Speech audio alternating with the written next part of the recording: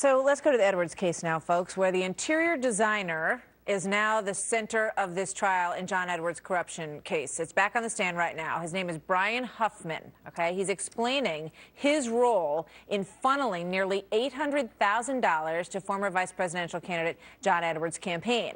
Huffman worked for the reclusive millionaire Bunny Mellon. They had a working relationship, and he explained the whole thing this way.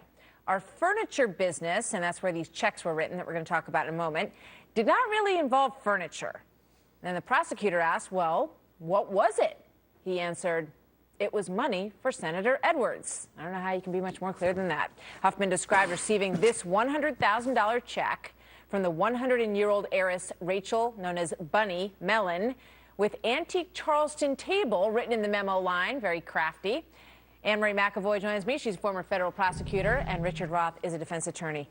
Boy, this just gets more interesting every day. I mean, yesterday we had this traumatic family scene with Elizabeth Edwards throwing herself, down on the road in the tarmac, just a complete wreck. Her daughter had to leave the courtroom. Then the next chapter is this interior designer who shows up and basically says, I've been funneling hundreds of thousands of dollars to cover up this affair under the name of an interior designer and writing checks.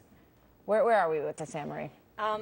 It's fascinating, no question. The prosecution is clearly trying to paint Edwards as this awful, awful human being, so that the jury really dislikes him, has a visceral dislike for him. And it's not hard to do with the evidence that there is. The question is going to be, though, can they actually prove that he did know that the money was being used? And so far we haven't seen that link yet. And the central issue here is whether or not they can prove to this jury that yes, John Edwards was, using money from Bunny Mellon and Fred Barron to cover up his affair, but only because he wanted to save his family, wanted to protect the whole thing from Elizabeth Edwards, his wife, who was cancer-stricken, and that the money did not have anything to do with keeping that campaign going.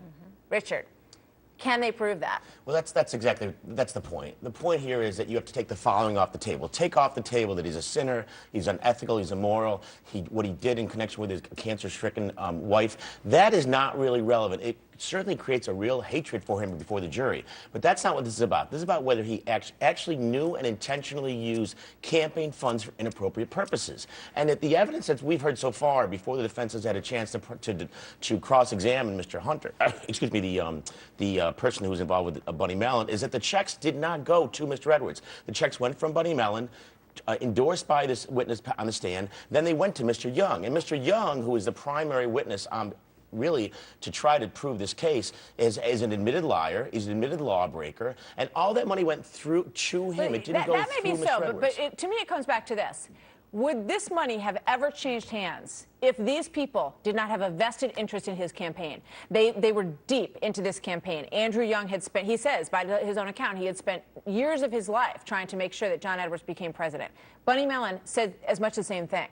Why else would they have given this money? Elizabeth Edwards, by all accounts, already knew that he was cheating on her.